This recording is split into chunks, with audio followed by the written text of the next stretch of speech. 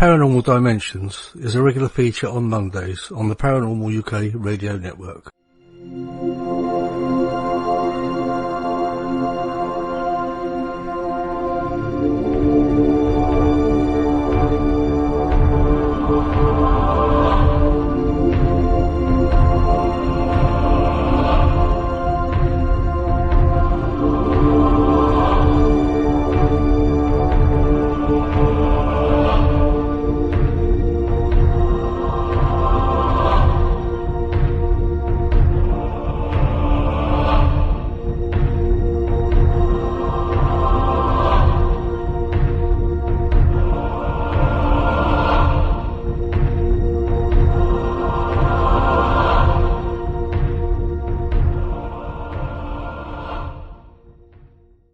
Hello, this is Nick Pope, and you're listening to the Paranormal UK Radio Network, the UK's biggest paranormal network.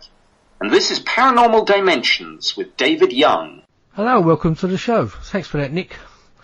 Right, I've started something new for this show. We've got a new guest presenter on occasion for some shows. I don't know if it will be on all shows, but maybe it might come on to all of them. You never know. But we've got Juliette Gregson. Now, she was a guest a few shows back, and I'd like to welcome her back as a guest presenter. Hello, Juliette. Hello. Hello. Nice to speak to you again. Yeah. Yes. Now, because you're my guest presenter, I'm not going to. Do you like being called Juliette, or do you like called Julie, or Jules, or what?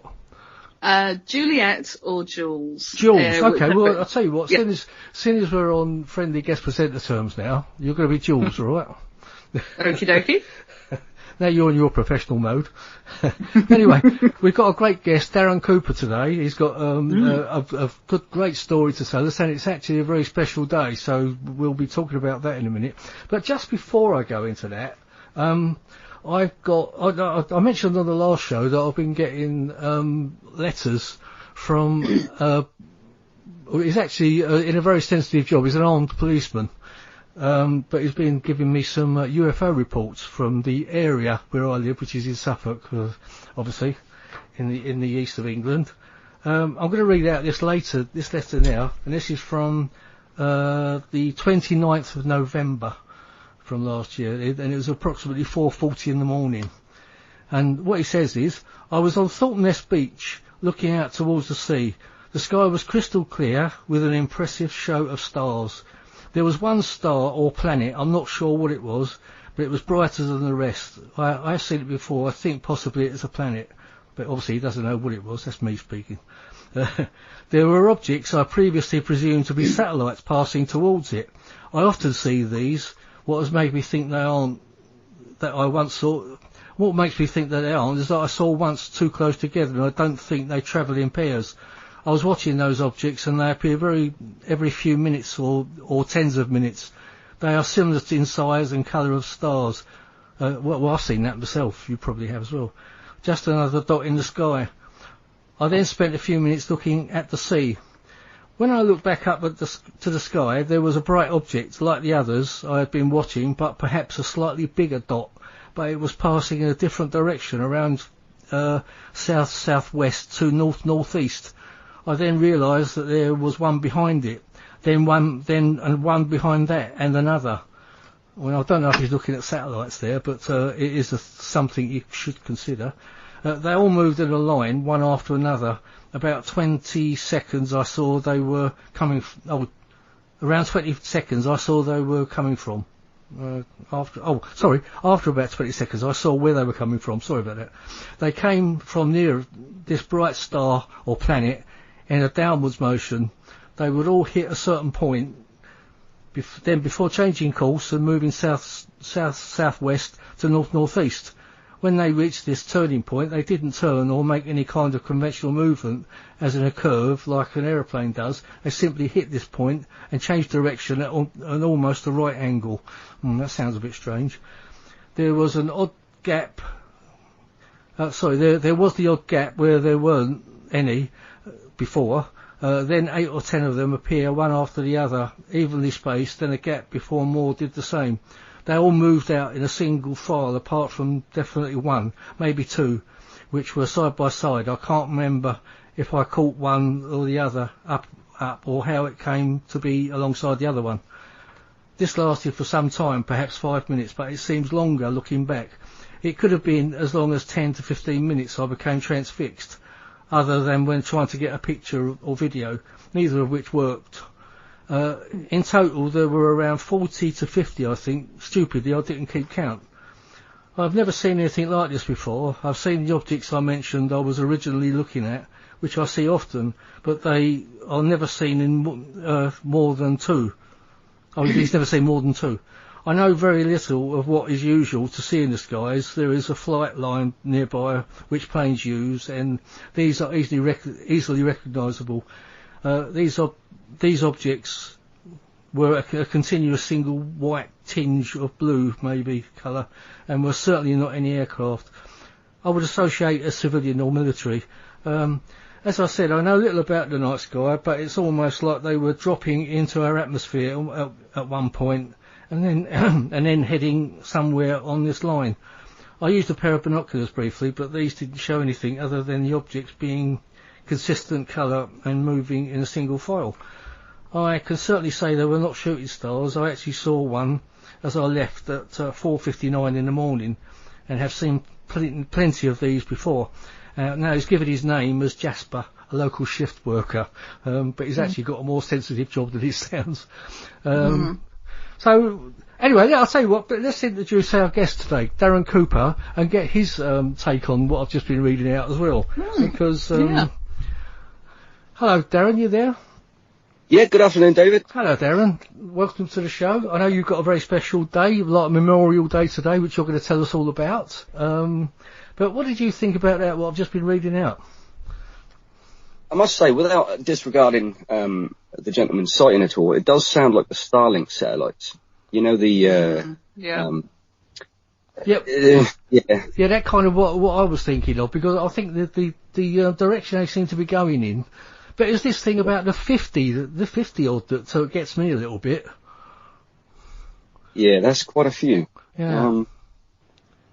I mean, the curvature of the Earth dictate the angle sometimes. I mean, I've recorded coming straight over, been confused myself recording the ISS, and it looked like at one stage it changed course. Well, it didn't. It was the curvature of the Earth. Oh, right. I mean, what it says also about them going along side by side, that don't sound sort of like satellites either, does it? Yeah, I was coming to that point. Yeah. Oh, right, okay. They don't. No, they don't side by side at all. So that changes my thoughts completely. Because he's given me some little designs as well. Giving me a picture of a star, what he presumes is a star. It's like an orange picture. What I'm actually going to do, I'm actually going to give these to Chris Evers, because Chris Evers, I'll have to write it up, and but Chris asked me to, and I'll do a little magazine article for it. Maybe someone can give us some answers. You never know. But anyway, I think we'll leave that there, and let's go on to you, because you're the guest of the guest of the show.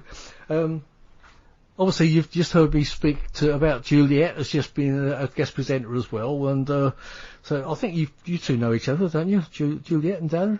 Have you met each other? We've not met recently. We've become friends recently on Facebook. Sorry. Oh, so you know of each other anyway. So let me formally introduce you, Juliette, Darren, Juliette. There you go. Hi. Virtually shaking hands. You okay? Yes, thank you. And you? I'm good as gold, thank you. Excellent. Anyway, Darren, look, you've got a very special day you'd like to tell us about today, because you had a big sighting 6 years ago, was it? It's 6 years today, actually. Yeah, it's quite weird that we sort of arranged to have this recording today, and because you sort of said, oh, that was actually like your special day. Well, I keep calling it a special day. Well, I don't know what else to call it, but it certainly changed my life. Yeah, I know. Yeah, it shook you up quite a lot, didn't it? Yeah, it did. Yeah. I've just noticed one other thing as well. I seem to be getting these synchronicities with time, double numbers, 15-15, 10-10, 18-18, etc., etc. Oh, right. You've just started the show at 15-15, and that just that blows my mind even more. Well done. Right, well, I better stop you there. For people listening out there, we're recording this obviously pre-recorded, so it's not going out at 15:15. But we're actually, and it's 15:15 as we're recording it now, so, well, it's 15:24 at the moment, actually. But so we carry on, Darren. I just thought I'd better clear that up, otherwise people were thinking, hey, what's he talking about? Yeah, sure. So yeah, these times have come in at a later date after the encounter. Now I seem to every day I can point at things, various clocks I look at during the day, whether it be a microwave, fridge, cooker, whatever, it'll be double numbers. Wow. Not only do I get it, I seem to be passing that on to others. Now, my daughter's boyfriend, who I work with, is pointing out the same thing.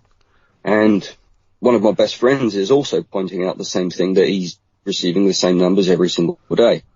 Now, this is an odd thing to come across when you don't understand why these are being shown everywhere I look. It doesn't matter whatever time of the day. Well, I'll tell you what the strange thing is there, because as you know, we had a little bit of we'll explain to the people out there, trying to get this set up, this Skype thing, we were messing about trying to get ourselves into the same room. So it seems like something was delaying us to make it go out at that particular time then, from what you're saying. Absolutely. Yeah. And that's actually given me chills. So, I mean, my heart's pounding right now because I found out looking at the time, and it's really another one. Yeah, that is really strange. Do you write them all down, Darren? Do you keep a note of them all? I've taken pictures of the ones on my phone and the cooker at home, the microwave, the car, at work. I mean, I got a can of Coke a couple of days ago from the vending machine. It was 18.18. Huh. I mean, I could have done that at any time of the day. Yeah. But no. Very strange. That is freaky. Did you ever wake up at a certain time as well, and it's sort of like, I don't know, like yes. 3:03 or something? Oh my God. I was just about to say 3:03. Oh. Blimey. Holy shit. Oh my God. Okay, I won't swear. I knew I was psychic, wow. but no, that was just a shot in the dark at 3:03. Oh my God. Literally coming out the mouth right then. 3:03, 4:04. It really just, that is strange. When I don't understand. Absolutely. Anyway, I suppose you better tell us about your major sighting that you had 6 years ago. I know you've probably told this story quite a few times before, but there's always going to be somebody out there that hasn't heard it, and I think it's important. Yeah, so I'll start from obviously arriving at work on the 12th of January 6 years ago today. Me and my friend Christian McGaley, we arrived at work around 6:30 as we normally would. We can't enter the building till 6, so we leave a little time, so it's around 6:30. We arrive in the canteen, we get a coffee as usual. I'm showing Chris again the app that I've been using for some time during that, at least maybe 8 months. We played with it a few times, probably a couple of responses in the sky, not too extreme to scare you to death like 2014, but yeah, the odd response. I'll respond with a laser in the sky or a torch, so we'll know specifically whether it or this object is responding to us. I mean, satellites only flash in the sky on random spinning or debris falling from the sky. We don't have 10 responses from stars or satellites, so we know it's actually for us. So this is before 2014 and outside in random spots. But as we're in the building using the app for the possibly the third time, I could be completely wrong. I mean, it's 3 to 4 times at least that we've used it, but not fully. We never fully stood there or sat there at any point in time using the app 100%. So what I mean by that is the meditation and guide. It's a guidance tool. It's not an app. It's not a magic app that makes things work, as people seem to discredit it by on the internet. it's a learning tool where Dr. Stephen Greer is speaking his guided meditation and contact.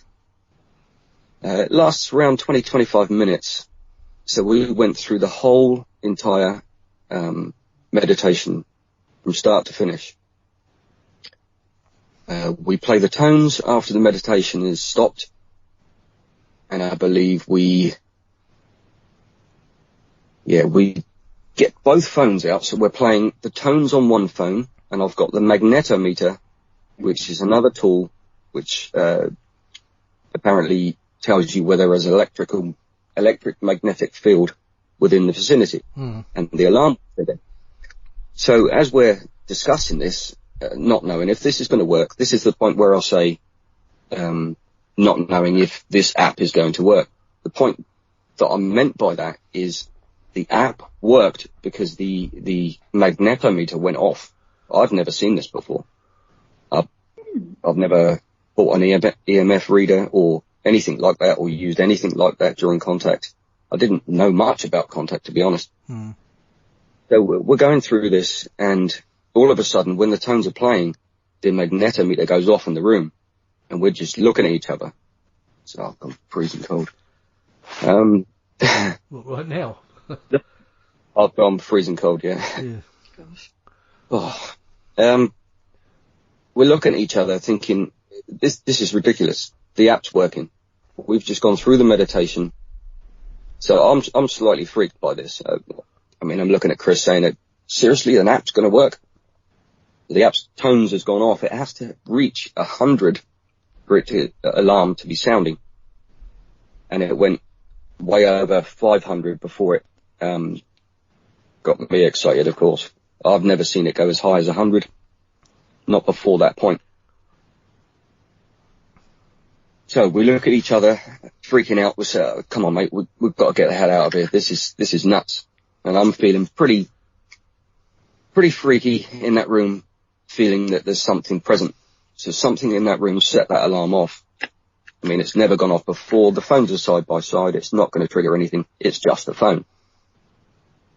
So in my opinion, it wasn't going to work in the beginning, but at that moment in time, it did. So we look at each other and say, look, we've got to get out of here. So we make our way out to the emergency stairwell. We shouldn't be using that.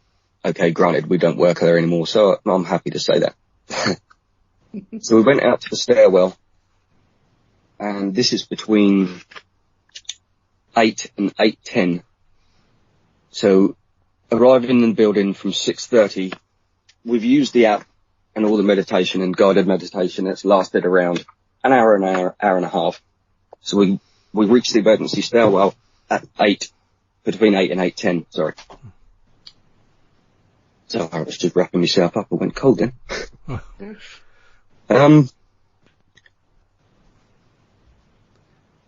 We light our cigarettes out on the balcony, looking around. This is pretty normal. We've done this 100 times. When I turn to Chris, the feeling that I get is everything that's outside that I can hear. The water running to the right-hand side. There's a stream, maybe 100 yards to the right-hand side. There's a stream running. You can hear that quite loud. And there's 4 cooling fans for the system inside the building. I think it's the computer cooling fans. They're quite loud. There's wind through the trees. We can feel that. We can hear that. There's also birds still singing at 8 in the evening. That was pretty strange, but normal because there's water and stuff around there. Nice area. It's lovely. So, we're smoking our cigarettes as normal. Everything feels fine. We're talking about that on the way out. We're talking about the app on the way out. All of a sudden, the sound shuts off. I can't hear or feel my surroundings. There's no wind. I don't feel right at all at that moment in time. And at that moment in time, that's why I look up. That silence made me look up. But it feel like a sort of a blanket come over you type of thing, was it? Instant switched off. Everything was switched off. And I'm shaking. Yeah, it's obviously affected you. Like that. Mm. Wow. Yeah, so this total silence makes me look up, and the first thing I see is the red, wavy, milky, dirty blood red orb. It's moving like it's alive, and the two prongs, the 2 points to the V, is the only thing we see first. So I see the face of the red orb, which instant panic set in because I didn't know what I was looking at. Mm. And the 2 points and the 2 white lights. So this is what I'm seeing at that moment in time. And I look at Chris, and I'm obviously swearing, what the hell is this? Yeah. So before I can even calculate what's going on, I mean, this thing was alive. This red I've never seen on Earth before, ever. It's such a red that, well, I've not seen anything close to it apart from one thing, which was an app that was shared by Sasha Christie to me last year that I played with for about between 2 and 4 hours. It was a little a liquid app that you could move. Hmm. And we made the same colours, and oh man, that was brilliant. So thank you, Sasha, for that. That was outstanding.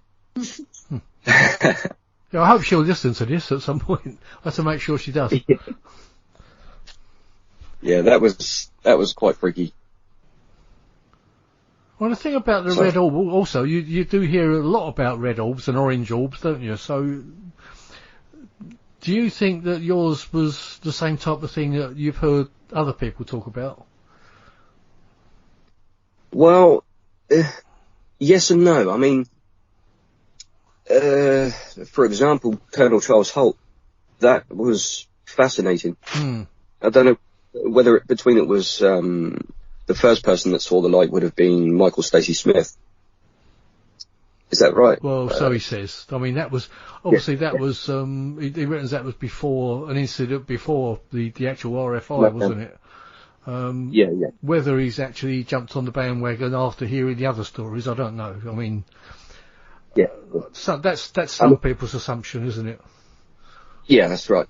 I mean, that was the whole reason that I started following the Rendlesham Forest encounter. Hmm. I mean, simply because I was scared after that point. I didn't know who to turn to, who to speak to. Who do we speak to? Hmm. I mean, well, that's right. I mean, you go to the doctors about it. So I've had an encounter. He just tell you, probably send you to the mental hospital or something.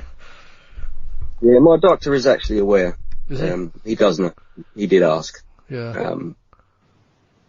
Well, let's bring Juliette in for a minute. I mean, Juliette, you've heard. I'm just quietly listening in the background, sort of assimilating everything. Assimilating is probably the wrong word. No, I mean, actually, you've had quite a few UFO reports and things come your way as well, haven't you? You ever heard anything like that?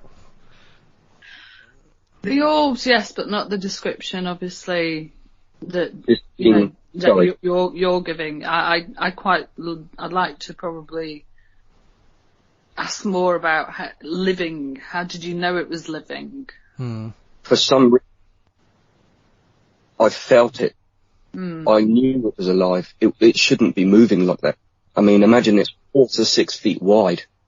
This is not small. This is huge. I mean, in the center, it wasn't steady. It was moving, but there was something inside it. Could you say what was inside, or? No, I was, it was truly mesmerizing, but I couldn't understand. My brain couldn't keep up with the thoughts going on in my head. Yeah. If that sounds correct, maybe. No, it does. It does. It's interesting when you were sort of speaking as well, obviously, about synchronicity. It was something a little bit I know about. I mean, obviously, you probably looked into this as well. it was a concept obviously first introduced by Carl Jung, who was a psychologist. So when somebody, I never knew that when I started to look into it, but it's like meaningful coincidences. So have you found now that this is happening more with people that you know or complete strangers? Absolutely. Between two people at the moment, definitely see it every day. Yeah. I don't know why they see it every day, the same as me. I've seen it every day since 2014. Wow. This is insane to not know what actually is going on. I mean, I get 2020 a lot. Is this something going to happen in 2020? Is it going to come back? I mean, I could have 1,000 thoughts and come out with each individual thought. Of course, 2020 again is the double number again, isn't it? Yes. And the post the other day was 2020, 2020, 2020. And that's right. I missed it. Yeah. I completely missed it. So I wasn't supposed to see that one. It's interesting because sometimes it's just like one person, same things happen, and then sometimes you've got like this collective unconsciousness, which some people have discussed at great length, obviously. So it'd be interesting, I think, as this year progresses for you, if more people are involved with what's happening to you, I think. So that's something maybe to keep tabs on. I'd be interested in listening to what happens, to be honest. I would love some help. That's. You want some help? You've got it. I'm good at research. Yeah, thank you. Pleasure. Mind you, I think you've had it looked into. I mean, Sasha's probably helped you quite a bit as well, hasn't she, Darren? Oh, without a doubt. And Alison Dunlop. And Malcolm Robinson. They are all absolutely brilliant in what they do. And yourself, David, of course. Well, I mean, I think my abilities are quite limited, really, to be honest. I think you've helped. You've made you know, I try to do my little bit, but I'm no expert. I mean, I don't think there's any experts anyway, as we keep on saying. But we'd all like to find out what's really going on. Yeah. I mean, if I could truly show the world what this thing looked like, it was. I wasn't scared. That was it switched that off. Yeah. It switched scared off completely. I had no control. I think the important thing is having people that you can actually relate this story to, and who will actually believe you without thinking you're a nut or something like that, isn't it? I think that's kind of a very important thing and a very important step to be taking.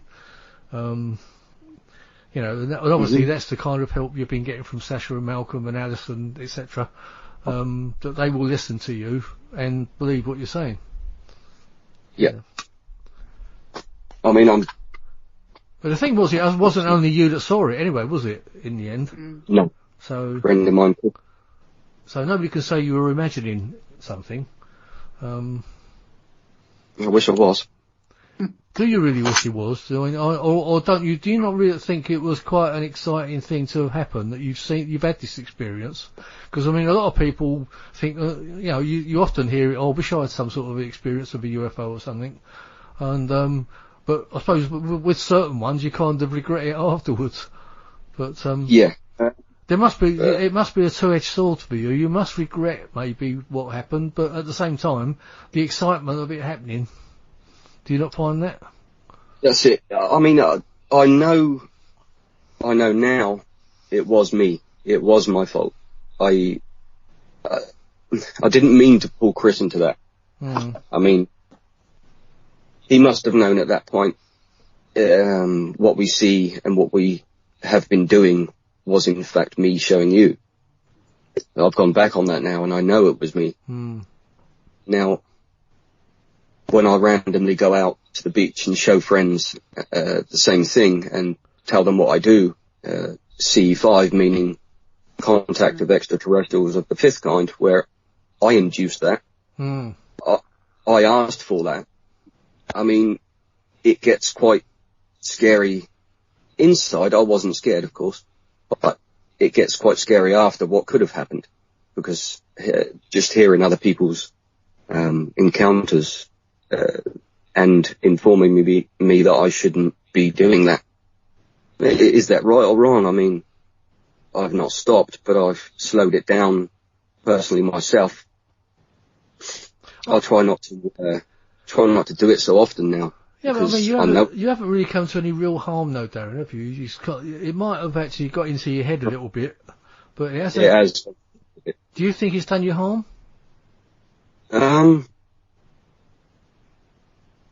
Possibly. Because I mean, it must also have made you more aware of that something is out there. Basically, you know that something is out there. You're not a believer, you're a knower. I know. Yeah. We've called them to our destination. I know that sounds insane to most people, but I've actually physically called them to my destination and shown people to their faces, just a few 100 yards away. And it's closed them off now, and I'm sorry about that, but they don't want to do it again. They don't want to go out to the beach anymore. They don't. I find that kind of, I don't know, maybe the same would happen to me. I don't know, but to me, I mean, maybe we'll get a chance. Maybe you come down this way. We'll go out to the beach somewhere and try it. Absolutely. I'd love to. You can scare the life out of me then. Brilliant.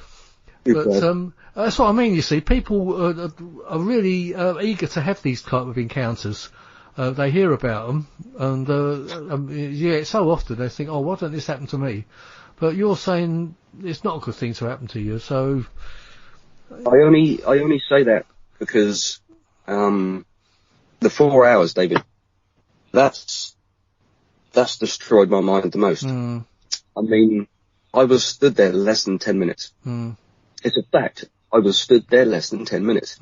As the craft went over, I felt more and more things were happening. I was slower. My speech was, as I heard it come out, to Chris, I had to shout. I could hear my own voice, or understand if he could hear me shouting to him. So between that time of the craft going over and us walking back in the building, supposedly 10 minutes later, is 4 hours later. So some sort of a time warp thing happened. I mean, could you have been taken aboard that craft, you think, and then had your memory wiped? So I know it's a silly question to ask, because you wouldn't know, would you? But well, I've certainly got no answer for that. But can I just? Absolutely. Have you ever been? Sorry, I'm sort of like I'm being devil's advocate in the background here. Have you ever been hypnotised or regressed to see if anything did happen at all? Not as of yet, no. Would that be something you would do? I was inquiring some time ago with Alison. I also spoke about it with Travis Walton, and Travis said to me that it brings false memories out. It can do, yeah. Yeah, and we were talking about the time distortion or whatever. I felt we were in a bubble. So imagine the craft is 100 foot wide, long, longer than the building. So the bubble that we're in, or the vicinity that it's in, is in this their space time. We were in the wrong place, or the right place, as I know it to be true, I called that to my destination. Now, interesting. That's the thing that baffles me. I mean, why? There's pros and cons with the hypnotism side of it. Yes, you can have false memories. It could be something, again, that you could dip into the psychology with. I mean, I know quite a bit about hypnotism, and I know Alison does. But it's also interesting. Do you think perhaps whatever, be it the entities, whomever, maybe have left an imprint within you that makes you go and do this? Yes. I thought so. And I have to do more, and I don't know why. It's like a need, yeah? Absolutely. I was just going to say the same thing. Like, I need to. You need to, yeah. Something is coming. something else is coming. Yeah. Something that I wanted to happen. Maybe I'm wrong. But in my mind right now, it's going to happen in 2020. From the indicated times, I might be wrong again, but that's my feeling. Interesting. I'll tell you what, you were talking about the magnetism thing.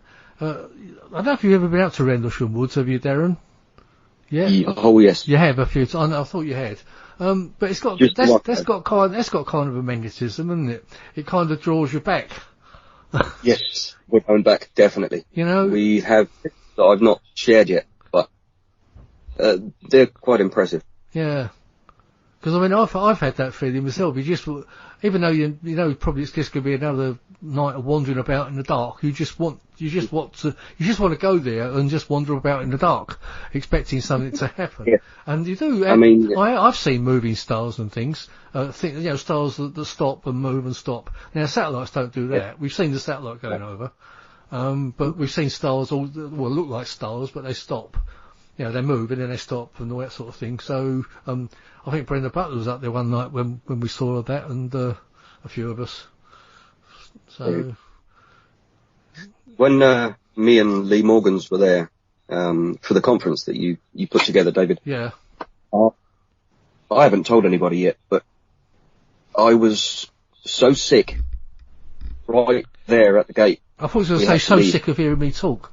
No. That was an outstanding conference. And thank you. I was physically sick. After taking the pictures, we had to leave. Did you? Yeah. And Lee was freaked out by the lights. I was freaked out by the lights. And then we saw the pictures and we were out of there. Sadly, we missed Malcolm, Bill, yourself, and everybody else walking around because we were in the wrong place. But we had the time of our lives. Yeah. It's weird, isn't it? So did you miss the Colonel Holt talk then? No. No, you saw that. I was there the whole. Yeah. I missed the meeting after in the forest. Oh, right. I was at the gate. Yeah.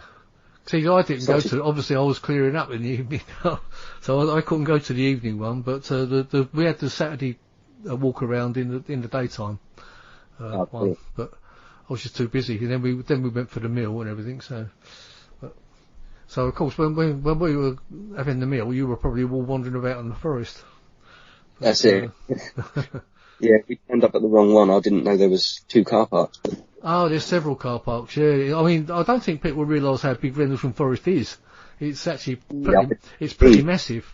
And obviously the base that used to be there, well, it's still there, but it's not there as such. But that base was a lot bigger than you can see now. You know, because a lot of it was all over a lot of the forest, wasn't it? You know, but I mean, there's some fantastic drone footage that Matthew, what was his name? Matthew Williams put together for us. I think it's on his site, but you can see that gives you an indication of how big Rendlesham Forest is and the base and everything. Or the base is, I should say. But, absolutely huge place. So, I mean, as far as your incident occurred, I mean, so what? How did it actually end up, Darren? When you went back inside, so you say it lasted 4 hours later. Did you have a boss or something that told you off afterwards, or was you your own bosses? like were you been for 4 hours, that type of thing? Yeah, we were industrial cleaners at the time, so we drove to various destinations. Yeah. So we'd have maybe 6 to 8 jobs that day, and state security is being the last one on the list. Right. It's just behind the Botley Grange Hotel in Hedge End. So while we were on the balcony, and the whole craft becomes visible, I feel completely different, but the scared feeling is gone. Absolutely gone completely. I mean, I'll say panicked, not scared. The panicked feeling from leaving the canteen to get into the balcony. We were talking about it, and I had a panicked feeling that something or someone was there. So then the craft shows, and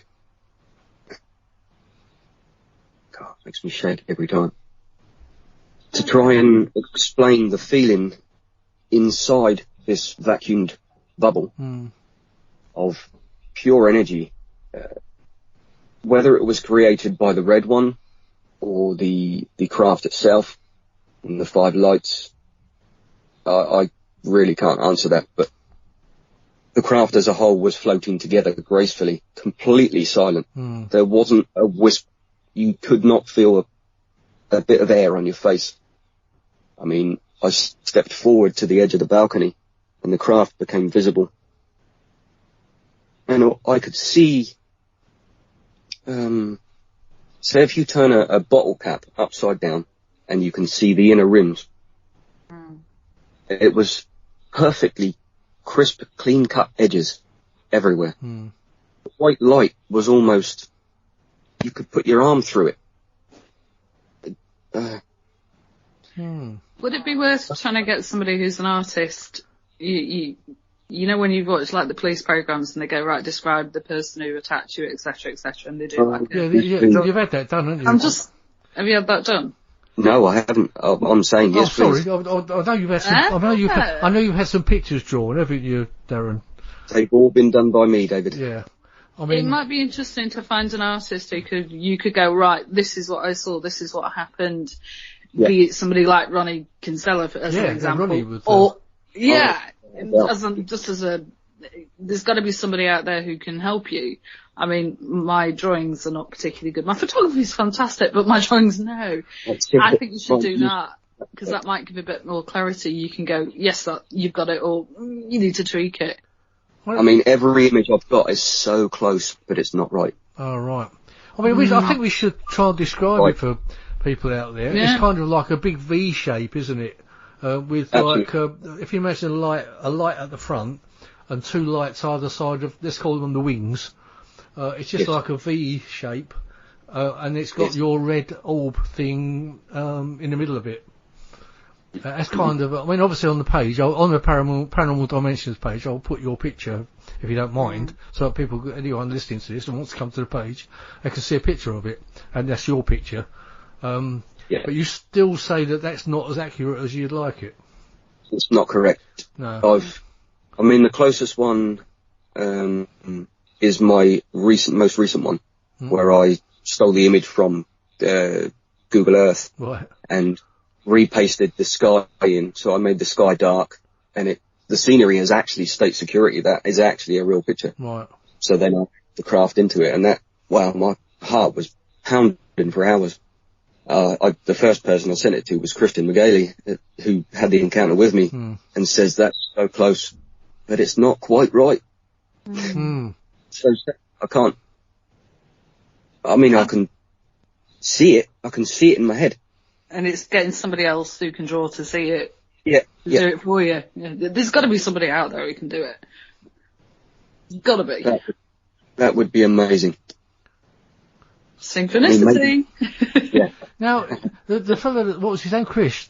Is he suffering the same way you are? The same way, Darren? You know. Well, he says it doesn't seem to faze him, David. But sorry, Chris, I don't believe that for a minute. Right. No, I don't believe that for a second. That can't not faze you. We lost 4 hours of our life looking at a craft for 10 minutes, in my mind. Oh, you must obviously talk about it a lot with him, so obviously, as I say, like you say, he can't not be thinking about it a lot, can he? But whether it's affected him as much as it seems to you, I don't know. Only he would know, I suppose. No, that's it. I will. I'll let you know one thing offline, David. I won't put this in the radio. Sure. Just won't appreciate that. Yeah, that's all right. That's fair enough. I understand. Yeah, I'll keep that. And I'll keep it to myself. I won't tell anyone. Absolutely. But that is the interesting aspects of it. I've had, sorry to cut in there, David. That's all right. I've also had much stronger encounters that I've also never spoken about. Oh, have you? Yeah. Is there anything you want to talk about now, today, or would you rather not?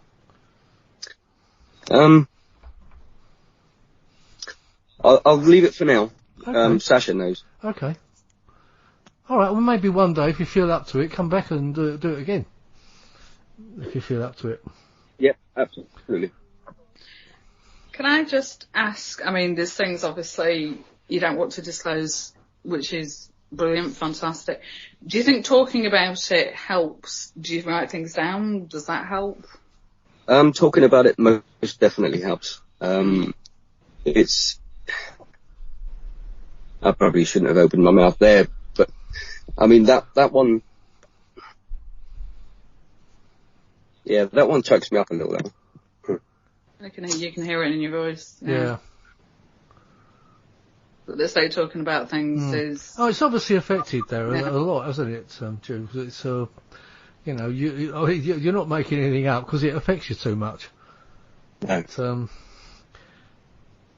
I suppose really we ought to go onto the site that you run on Facebook. It's pretty, coming off the subject there. I mean, I think we don't want to push you too much on that. But I think you've told us as much as you can.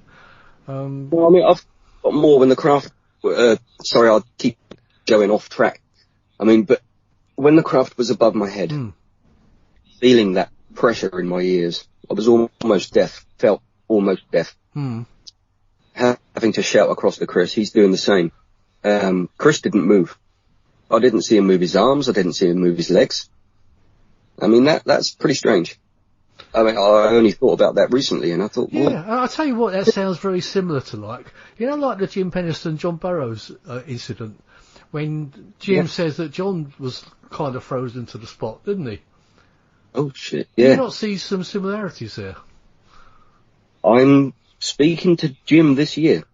Yeah. I must speak with Jim, because, as well, having other people having encounters that close, there's only a few in my mind. Sasha, Travis Walton, Jim, John. That's why I follow these people. It's an amazing thing. It's also real. It's also real for us. Yeah. Whether people accept or believe is, personally, that's up to them. I don't mind. Yeah. I don't mind you not believing. Well, it's like I'm not going to force anybody to. There's the knowers and there's the believers. I mean, isn't there? Once you've seen one, you do know that they exist. That's just the way it is. I mean, I suppose there's people out there that, like they say, I want to believe, and they do believe that other people see them, but they always want to see one themselves. That's it. My only difference is that I did this, and I've done this every single time. It's my fault I did this. Apart from the odd couple where I didn't. Yeah. How what about your family? Do they notice things in you about this incident that that maybe bothers you, if you see what I mean?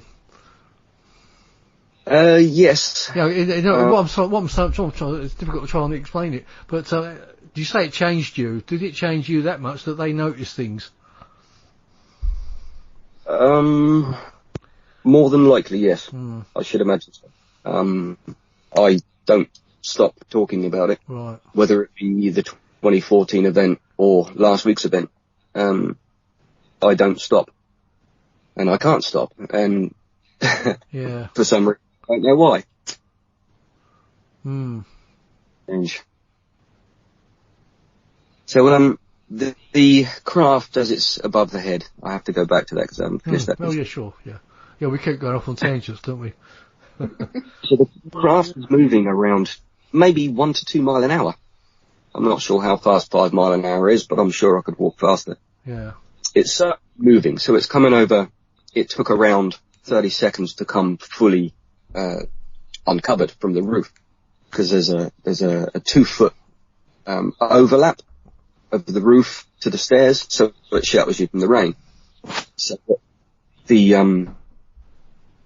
as the craft's going over so slow, I mean, we've come out with so many things, and I just cannot catch up with the sound's gone.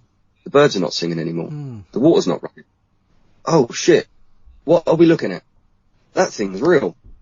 Chris, are you seeing this? I mean, I keep talking to Chris as if he's not understanding what he's looking at, or I'm not understanding. I'm sure it was me. But trying to understand what we're looking at the same time is mind-blowing. Now, when it is over by the Botley Grange Hotel, some 300 yards away, I turned to Chris for the last time, and before I turned back, it's either dematerialized 300 yards away, 300 feet, not yards. It's dematerialized or taken off at some shocking rate of speed. Now, Chris tells me today, and has done for the past couple of years, that he saw it dematerialize. Now, whether that was into another dimension, as I've actually recorded a UFO doing so in my garden, dematerializing and rematerializing right in front of me. I have this on film, it's on YouTube. Chris turns to me. Sorry, he doesn't turn to me at all. I turn to Chris, and when I've turned back, it's gone. So each other, and before that sentence is over, the sound comes back. The birds are singing, the water's running, the fans are going. What the hell's going on? So we go back in. I'm panicked by that point. I'm scared. I don't know what to do. I don't know what to say. So I'm walking off in a strop, if you like. Chris is calling me back at this stage. Darren, do you realise what the time is? Excuse my language. If I said I couldn't give a shit what time is, mate. Well, I'm out of here, and I've lost my mind by that point. I'm looking at the floor, not even understanding. Is this real? So Chris turns around again and shouts down to me. I'm about 20 feet away, maybe. Darren, the time's not 8 o'clock anymore. It's way past 11 or way past 10. We've lost time right there, and we both realise. I look at Chris, his face is panicked. He looks scared. So we both walk off. Don't know what to say, don't know what to do. Hours have gone already. We walk back past the canteen. We come back into the room after maybe cleaning the toilets first. I don't know if the toilets were first or the office. But at that stage, when we're back in the same room where the canteen is, there's helicopters. So there's 2 helicopters circling the building where the craft has just come over our heads. And that was it. I thought everything was over. I didn't know if they were going to come in and get us. I just did not know. I had 1,000 thoughts running through my head. And at one stage, I'm sure I cried in the toilet. I know I did when I got home, that's for sure. But looking at the time, this is 1:30 when we're leaving the building. And I'm not even sure we talk on the way home. I drop Chris off. I get home. My wife and children are in bed. And I sit on my own. Yeah, I suppose you just sit there thinking about it, yeah. Would you, this is probably going to sound really bizarre, would you actually go and reenact what happened and do the same thing? Sorry, say it again, I missed that one. Would you reenact what happened those years ago? Absolutely. Yeah. Would you take, as an example, would Chris go again? Would you take other people maybe to record what happens? Yes. Yep, I wouldn't mind. Good. Back if other people were there. Most definitely. I wish I lived closer. So one thing just crossed my mind, Darren. Did this mean that the work that you were supposed to have been doing wasn't done? I know it's like a side matter and it's not really an important matter, but I was just wondering if there was any problem caused by that because of your going missing for 4 hours. As far as I'm aware, we worked our asses off that night. Right. We worked no more than 50 minutes. No way more than 50 minutes to get out of that building. when the helicopters disappeared, I relaxed for a little bit, but I was so scared. I didn't know what to think. I've never had it like this in my life. I didn't know what would happen if helicopters are coming over our heads. I mean, Chris went outside and looked at the helicopters, so they were completely black. No markings, no words, no writing, nothing, just black. Yeah, we've heard about the black helicopters before, haven't we? So I wonder where they come from. But if the time has already gone, surely that's hours later. That doesn't even makes no sense whatsoever. Yeah. Were we still stood there with the craft, or in the craft, or by the craft, or you don't know, do you? No. Yeah, it's strange. Do you think if you found out what did happen, I mean, how would you feel? How would you react? I'm not sure. No, fair enough. It's like asking what next week's lottery numbers are like. It's like, yeah. No, it's definitely affected you, hasn't it? I can hear it in your voice. Even after all this time. Such a powerful, you could feel the power from it. The energy was so powerful. I mean, I didn't, the problem is the scared feeling was taken away, so I couldn't get the feeling of feeling scared. I was relaxed too much. So I wasn't relaxed before I came out that building. I was quite on edge, actually. I was quite freaked out by the bloody tones going off. Well over 500, so that means there was something in the room. Well, no shit. There it is. So in your mind, it could well have been an interdimensional craft or beings and etc. rather than extraterrestrial. I know you can't answer that. I know you don't know, but you do get kind of. I mean, I think you and I agree. I think a lot of these things are interdimensional anyway that are visiting. I'm pretty sure we've got extraterrestrial stuff as well, but I'm pretty sure a lot of it is interdimensional. Yeah, so many other encounters verify that for me. One being in Gosport, where the 3 beautiful off-white orbs. I say off-white because they seemed greyish, which was odd. I've never seen a greyish off-white orb, but still solid, still very much the same, very much plasma ball-like, like the red one, very much alive, moving, not just moving across the sky, but moving physically, in and out, bubbling around like water, but with a mist outside, like it's, oh wow, that's a much better explanation. Why didn't I say that before? There's a random explanation for you with orbs and craft and things like that. Think them like all the different cars we've got. Yeah.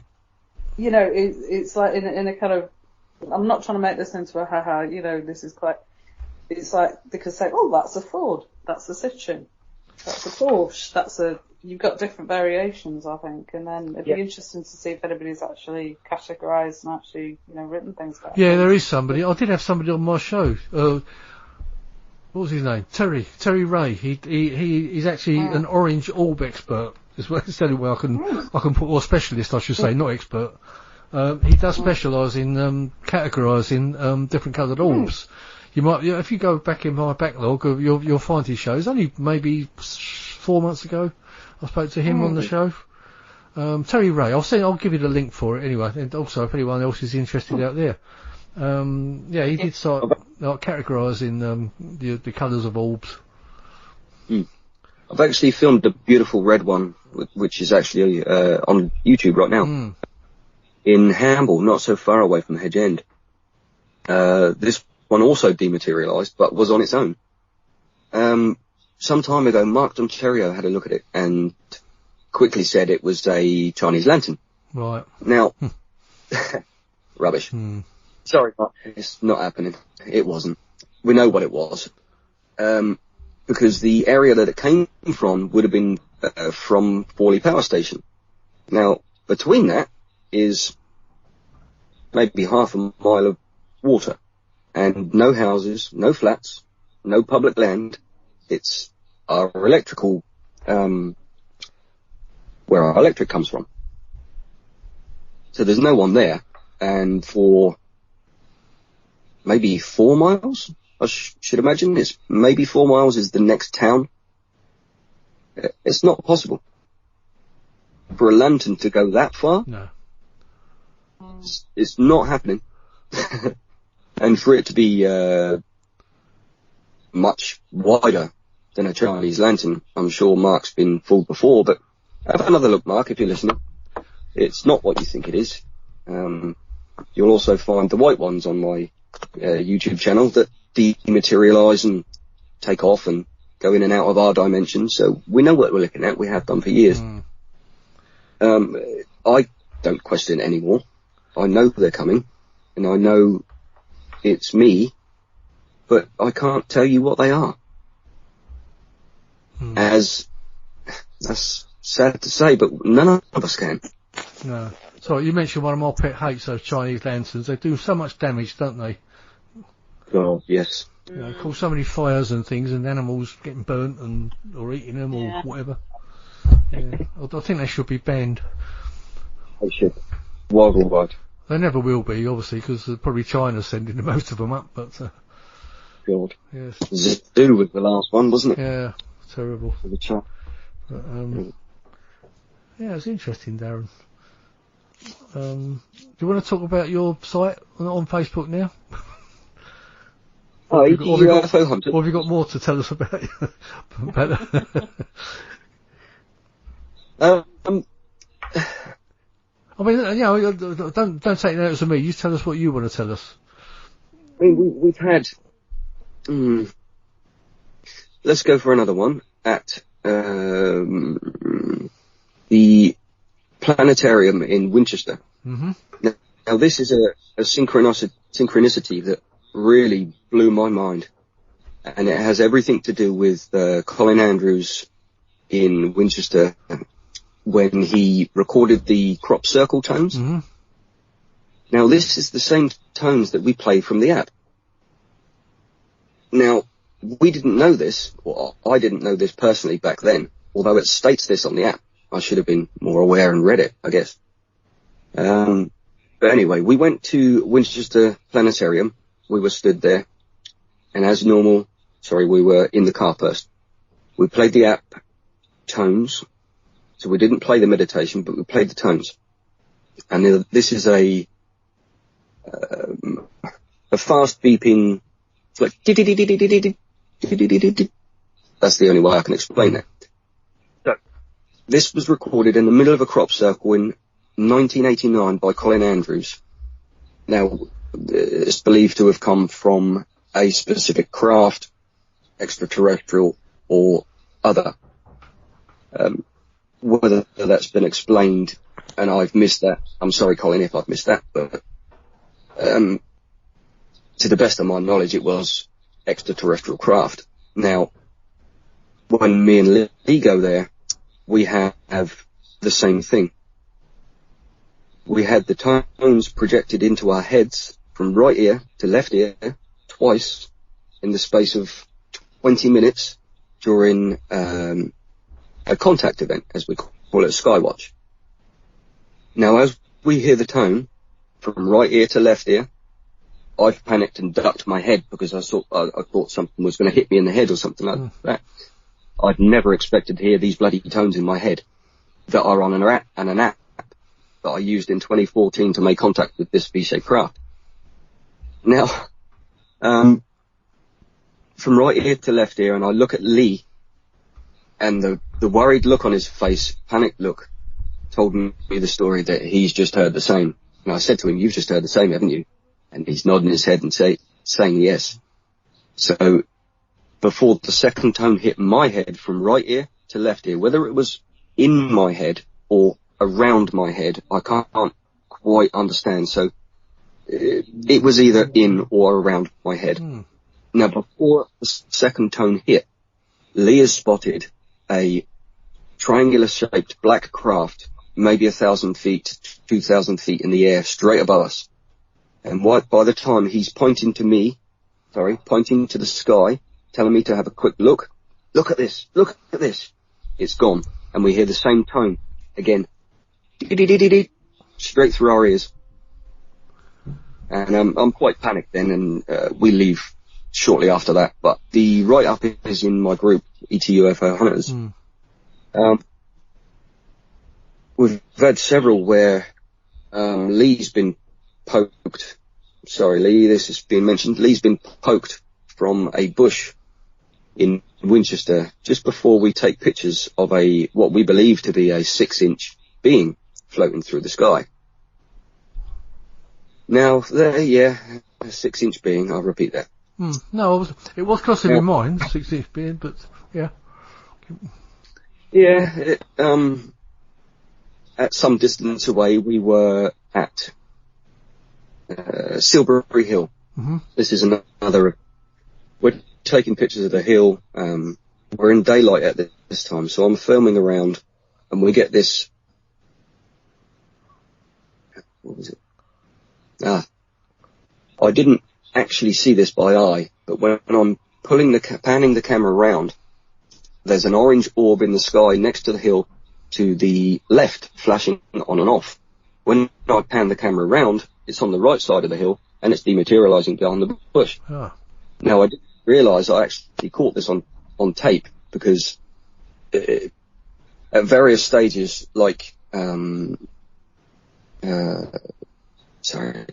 Stonehenge, for example, there's a white orb 300 feet away, and at the moment when it's flashing 2-3 times, and I'm telling Lee, it comes straight towards us about 10 feet away. I'm pointing my finger at it, and Lee's got it all on film. So that's what they do to us every time we're there. So we're flashing at them with a laser, maybe 300-500 feet across the field.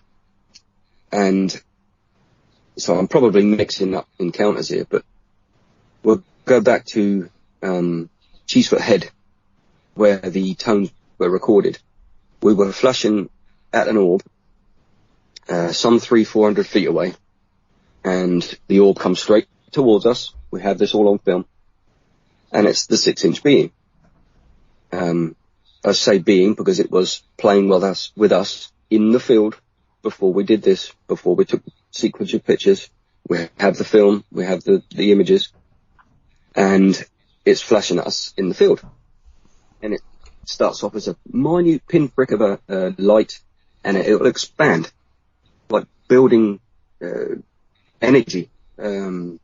So getting wider and wider and wider, and it will go back again, imploding on itself, or getting smaller.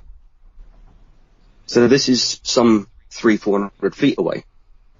And when it flashes towards us 2 to 3 times, strangely enough, there's gunshots coming from the field. This is the day we get shot at, David. Oh, really? We got shot at twice in Winchester, Cheesefoot Head. Now, this is public land. This is a public footpath. We're doing nothing wrong apart from the laser. Now, did the farmer react because of the laser? Possibly. That's my feeling. Was it a shotgun, was it? It was twice a shotgun, yeah. So we are running up the path. We're not walking. We were running up the path. That was enough for me at that one. Excuse me. Yeah, interesting. We've had so many. I'm just trying to think. Can I just ask, have you written all these encounters down in sort of logistical and sort of time order at all? I could possibly pull them out somewhere. They've been written in my group. I've written some down. I mean, I don't tend to write much down apart from a full report unless I've given to someone else. I mean, I happily talk about them, but they're all on film, logged somewhere. Yeah, you should do like a blog, a personal blog type thing, Darren. Maybe try and find your earliest ones and then, start up an early blog. Like the blog from the beginning, the earliest one to the latest things. Could be pretty interesting. I know. And you might be able to see some connections there. Yeah, maybe times I should have. Yeah. It's just so something, if it's written, don't get me wrong, it's all well and good if you video your photograph, but it'd be interesting just to sort of do it in written order. You can go back and go, oh my God, I remember that, and you could do a book about it in later years. Absolutely. And I'm thinking, other people want to read about this. That's what I think, and learn. I mean, I've shown my children and my wife UFO in the sky to verify the UFO in front of them and have the UFO flash back at you is amazing. It's an amazing moment right at that moment in time. I've shown a lot of people. I mean, how can I do that? Why can I do that? No, I've heard that before, actually. So they do actually react to your reactions. Yes. Conscious thought is the key. Without doubt, there's no doubt in my mind that that's incorrect. That's fascinating. As I say, your Facebook page is, remind me, what is it called again? I've just had it written in front of me. ET UFO Hunters. I was just thinking about anyone listening to your talk. They might want to go and find it on Facebook. And I know it's got quite a large membership already. A few of us are in so many different groups. I forget exactly what the titles of them are, but we can find you can see Darren's B-shaped craft with the orange with the red orb in the middle of it. That's sort of like the head of the page, isn't it? Yes. I've been trying to correct the craft over the years to get it right. It's just not happening. I think you will this year. That would be fantastic. Somebody somewhere is just going to go, I've done this after listening to the show. There you go. And you'd be like, oh my God. So what is it that's just not satisfying about the drawing? Because, I mean, it looks a pretty good picture to me. I don't see how you could perfect it any more than what it is. It's static. It's the edges. More realistic.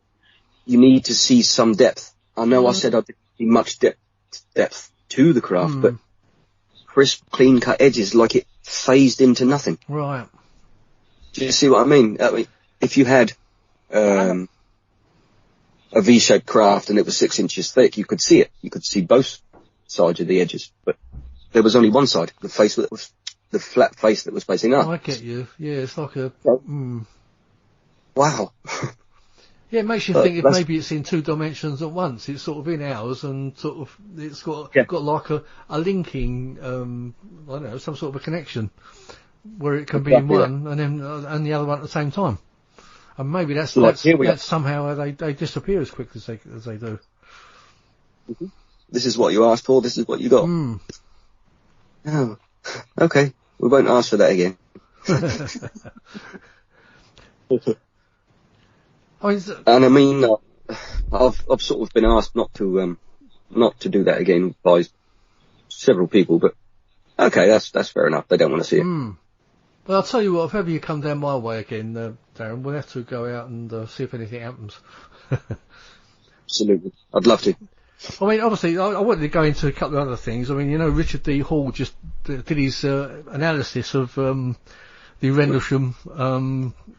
Well, that wasn't actually his analysis, was it? It was actually by somebody else, but I think he's had his input as well. What's your reaction to that? I don't think it's well, in my mind, I don't see Peter Robbins as a government plant, for one thing. Absolutely ridiculous. That's the most ridiculous thing I've ever heard in my life. Who the hell is this man? I know who Richard D. Hall is. I've met him. Yeah, I've met him too. But, okay, he's never seen a UFO, so why a UFO conference? But yeah. Sorry, Richard, if you're listening, but you can't put that on Peter, where he's gained so much respect by doing what he's done, by backpedaling off that crap, the lies, the manipulation. I mean, I've got a video coming for you shortly. You'll enjoy.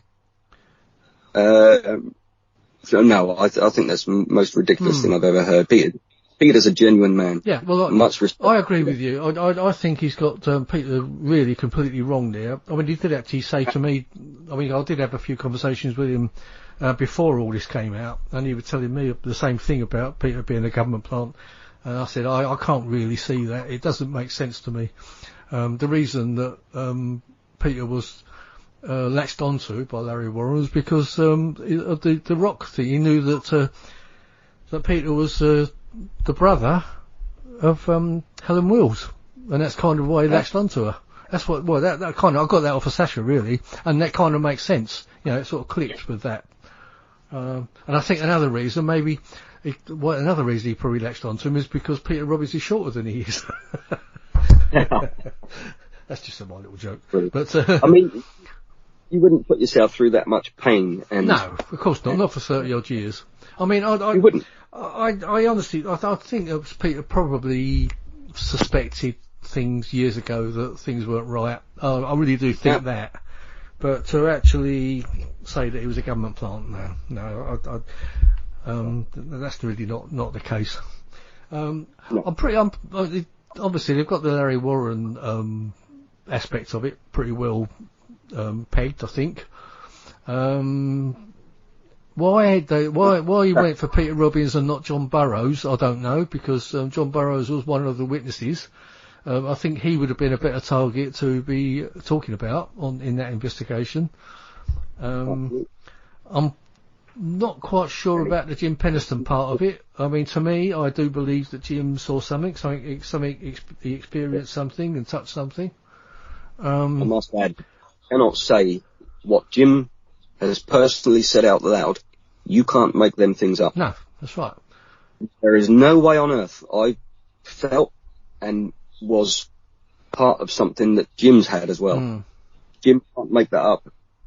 If I could pinpoint it right now, I'd play it out loud, and I've done that. You know what I mean? Once you're that close to a craft, there's no point. You can't lie. But also, I mean, you had the indentations as well, so something happened, something landed. I mean, and if something landed and they found the indentations, there's no reason why they couldn't have gone up to and touched something. I know the John Burroughs thing, I think once upon a time he was telling stories about seeing a craft with Jim, but then he changed it later on to just seeing lights. So his story's changed quite a bit over the years. That's what I believe Larry Warren saw from a gate far away, because of, I've just broken down 3 videos, and it states clearly that he only saw a red light, and he won because there were spooks or he's spooked or something like that, and they run away. All these professionals run away. Yeah. So, yeah, the madman with a machine gun and a grenade launcher run away. With the M60. Right. Yeah. Do you see why I think it might be a good idea just to write things down? Because obviously, when you tell a journey that you've had, sometimes you may change the wording, you may change. Yeah. Do you know what I mean? And I mean that in a good way towards you. Absolutely. And anybody else who listens, who talks about their experiences, write it down. Yeah, I think I may have just mixed 2 together there, so I understand. Yeah. Oh, and that's one of my big failures. I think, I'll remember that, and of course, a day later, you think, what was it? I've forgotten all about it. Yeah. You know, I'm one of the main culprits of that. I always think I won't write it down because I'll remember it, but I don't. And that's for all sorts of mundane things. Not, there's everything. Not just any of the UFOs.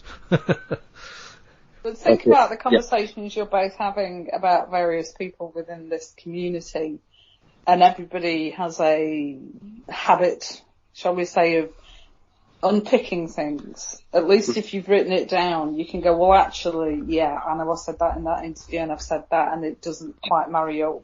You've got something there that's concrete. I mean, I can word the V-shaped craft encounter many different ways. I mean, yes, it disturbed me, but I wasn't scared in any way. But it was certainly manipulated. The time, space around us was manipulated enough for me to, for us to understand that. It certainly sounds that way, yeah. Anything further than understanding what it was, I can only say interdimensional because of the way it dematerialized. Maybe it was still there, just beyond that spectrum of light. How you, not sure how you word that, but the one I filmed that was pretty much contacted the same way as on YouTube, Consciousness Thought. I asked it to come, I asked it to flash, and I asked it to come back, and I also filmed it. I mean, this is in a magazine, but they can't see the video in the magazine. Yeah, you can only give them a link to go and look somewhere else, can't you? Yeah. That's right. Yeah. And well, we won't mention where it was.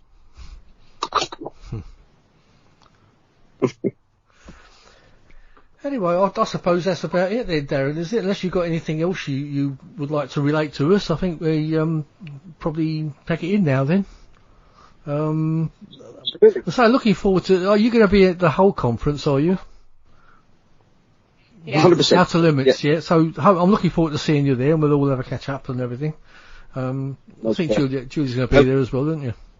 Yes, that'd be fantastic, yeah. There'll be some good fun, and with Peter Robbins, who'll be over, and I'm sure he'll have something to say about the Richard D. Hall findings when he comes over. And but yeah, it should be terrible, because when I met Richard, Larry Warren was stood right there. Yeah. And I asked specific questions from the audience, and no, he's never seen a UFO. So yeah, there's no experts there, and you're not even asking the right questions. I mean, Warren was manipulated on stage by two people. It's just, the lies are disturbing me personally, because and me, it's real. Well, you know, we've all been affected by it, haven't we? So I don't want to see it, which is why I say Jim is not lying. Yeah. Not lying. No. You can't make that stuff up. You can't. Well, I know for a fact you hate liars as much as I do, so you know we've got like an anti-liars club, haven't we? I mean, yeah, I don't mean to speak the way I do on some people's posts, but it's hard for me because I've been there, I've felt it. No, I don't need to question it anymore, because I can call it to my destination. And then I'm hopefully going to put that in front of people very soon. But it's horrible to see all these fakes and fake people. Larry Warren is a liar. Yeah. And also when you see someone that calls himself a serious researcher, has been given everything on a plate, and it's all wrong, and he's still supporting the lies. You know, it's just it should be. It needs to be exposed. And all he does, he's called people trolls. That's his answer to everything. But and now there's a fourth Rendlesham, is that right? Yeah. Well, I heard that a little while back. I think it was from when he was over in, this is Gary Heseltine we're talking about, when he was over in, was it Brazil or Portugal, something like that. I saw a video of him telling that it seemed like there's a fourth night. So that's the only way he can fit the Larry Warren story into the story. But of course there's big holes in it, because we all know that Larry Warren will tell who he was with on certain nights, on his particular night, and that don't tie in with what the fourth night is telling you. So, if there was a fourth night, none of the people present in the lies were present anyway. That's right. So well done, Larry. Yeah. just absolutely brilliant. Just muddying the waters even more, aren't they? Anyway, I suppose we better leave it there before we really start getting mad. And yes. Anyway, Darren, thanks for coming on, and hope you're feeling better after your escapade yesterday, which you told us about. You was doing paintballing yesterday, and you had a splitting headache, didn't you? After. I fell down so hard. Oh my god! Oh my god! Yeah. I meters on my chest. Oh dear. Anyway, it's been great talking to you again, and I'm looking forward to seeing you again. And don't forget, if you're ever coming down this way, you give me a ring, and absolutely. We'll go and do something. And Julie, it's been nice having you on the show. Thank you very much. Julie? Juliette. Julie or Jules. Julie. Sorry, Juliette or Jules, wasn't it? Oh, I'll call you Jules. How about that? Ladies and gentlemen, the first time David met me in the flesh. Let's just tell everybody. No. Could he remember my name? No. Could he? Oh yeah, he was looking at me and he goes, "I know what you look like." But then tell them how. Come on. But then tell them how I found it. I looked on my Facebook and I thought, I know who you are. You're Juliette. I did know who you were. I just couldn't. It just wouldn't come to my. You know how your brain. 20 minutes. You know how your brain. You know how your brain goes dead. We had it just before the show actually. your brain goes dead, doesn't it? You're trying to, I mean, you have so many names going through your head sometimes, it's hard to sort of, It's not that common a name. No. I even did the same, sorry. Anyway, David, thank you as always. No, that's all right. I'm sure you'll be coming. I'll invite you back to do another presentation with me.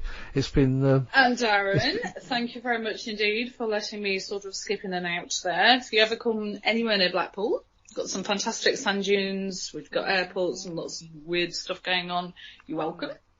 That would be amazing. Thank you so much for listening. No, it's been great having you on. And anyway, thanks Jules or Juliette, whichever you like to be named. And we'll have you back again.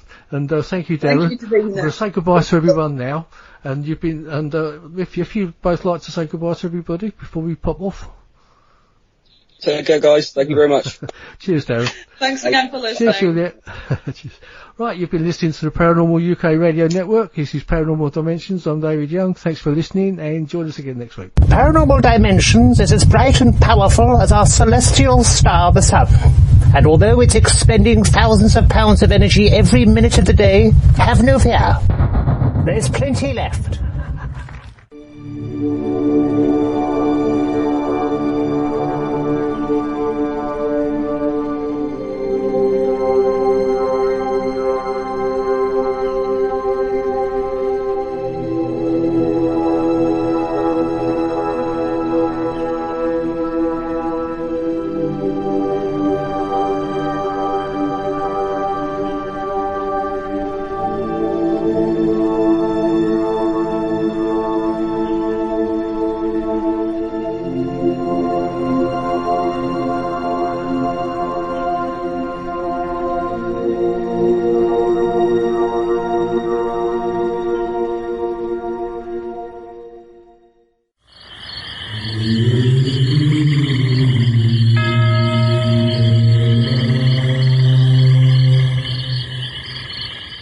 Paranormal Dimensions is a regular feature on Mondays on the Paranormal UK Radio Network.